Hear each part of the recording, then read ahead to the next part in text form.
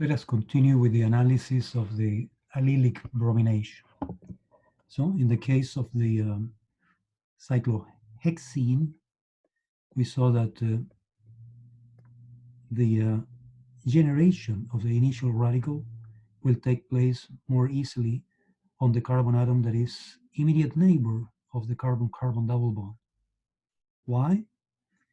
Because imagine that I generate a radical elsewhere, like here, for instance. And there I have a radical there. That radical will not be stabilized by resonance. That's why it's not good enough to compete with an allylic radical. This one here is an allylic radical, and this one has the advantage that you have one additional resonance structure, right, that looks like this. And you know that the more resonance structures you have, the more stable the species is. Okay, so in the last installment, we analyzed one example. So then now let's work the one that I have written here, right? So let's try the N-bromosuccinimide bromination of this compound here. So I wrote in advance the structure in another slide to save a little time. So let's see where can we generate the initial radical. I told you that the recipe is to look for carbon atoms that they are just one carbon away from the double bond. Which one will be those carbon atoms? This is one carbon away, this is one carbon away, and that is also one carbon away from the double bond. But one of those that I wrote down here is not good, right? This one here with the is not good because on that carbon atom, I don't have hydrogen atoms. So how can I generate a radical there? No way. And so the only two carbon atoms that will qualify for generating the initial radical will be that one and that one. So let's go to the other page to analyze this more carefully.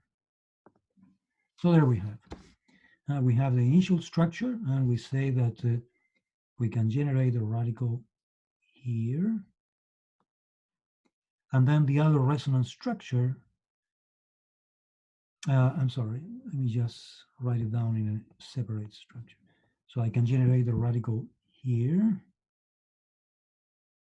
And then when I bring one electron here and one electron stays there, what do I get? I get double bond there. And then my unpaired electron will be there, right? So that will be my initial radical A, I can say. Initial radical, this guy. And I have one additional resonance structure. The other possibility, it will be in the other side, right? I can generate my initial radical there because that carbon atom is one carbon away from the double bond and it contains hydrogens. And then I bring one electron here, one there, and one electron stays on that carbon. So what I get out of that will look like this. The unpaired electron will be there, and I will have my double bond there. So now I need to determine which one of the two radicals that I have generated is more stable. Well, the one that I work first is a couple of resonance structures between a primary, this is primary,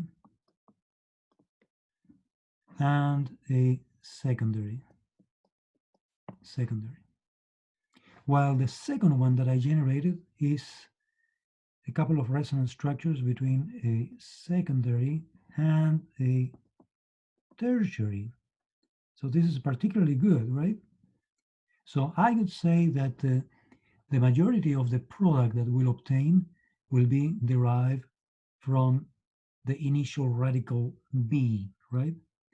Because the initial radical B is a combination between secondary and tertiary. That makes it better than primary and secondary, right? So and then now, when the halogen comes, it can get attached. It can get attached to this position, or it can get attached to that position. So the product that I will obtain, it will be double bond here and the bromine there, or double bond there and the bromine here. And then now I need to determine, out of those two products, which one is more stable. Well, for that I need to look at the number of attachments that I have to the alkene, right? So this one here, I have one attachment and one attachment, so two alkyl groups.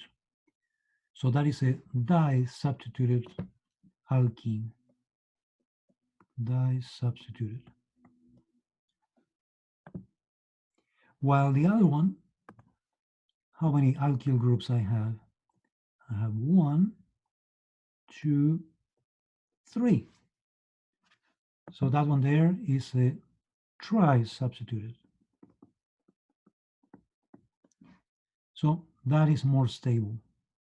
So I could say, out of the many possibilities that I have, the most likely outcome will be that this product will be the one that will form in highest proportion, because that particular product was the product of the reaction of the Br dot with the radical that was the most stable. This is the most stable because it's a combination between a secondary and a tertiary. And then the final product is a tri-substituted alkene, and that is the reason why I will assume that that should be I will predict that should be the most likely product. So let's remember the scale of stability of the radicals goes like this. Vinylic, those are pretty lousy, right? Vinylic radicals are very unstable. Methyl, a little better. Primary, better. Secondary, much better. Tertiary, even better. And now we have the possibility of the allylic that is even more stable than a tertiary. Here we have a little information about the energy. The more stable is more stable by 40 kilojoules per mole.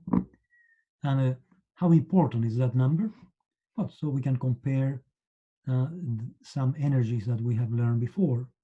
The carbon-hydrogen bond of an alkane is 421, so that is a lot of energy. The strain energy that we see in the cyclopropane is around 116. That is a very important number.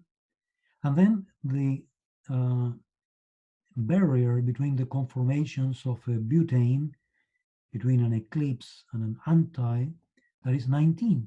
So 40 is a pretty decent number, right?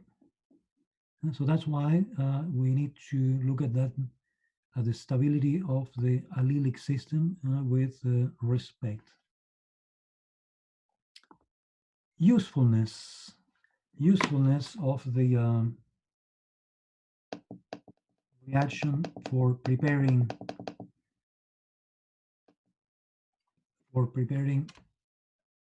a brominated alkene.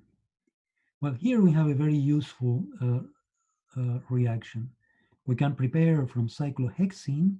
We can brominate selectively on the carbon atom that is just one carbon away from the double bond, and we get 3-bromocyclohexene. And then, using a reaction that we know already, that is the dehydrohalogenation. So if you have two hydrogen atoms here with a base like a KOH, I can use hydroxide as a base. That is going to help me to abstract a proton. Then with that pair of electrons, I can form a pi bond, and then I can eject the bromine. And in that way, we can form a diene. Diene because we have two double bonds that they are side by side. So that will be 1,3-cyclohexadiene. In the next semester, in chapter 14, we will study what we call the addition to conjugated dienes. So there it will be quite useful to have a method of preparation of these compounds. In the next mini video, we will start exploring the preparation of alkyl halides from alcohols. And we will see that there is an important difference whether we use primary, secondary, or tertiary alcohols. So I will stop this mini video here and I will continue later.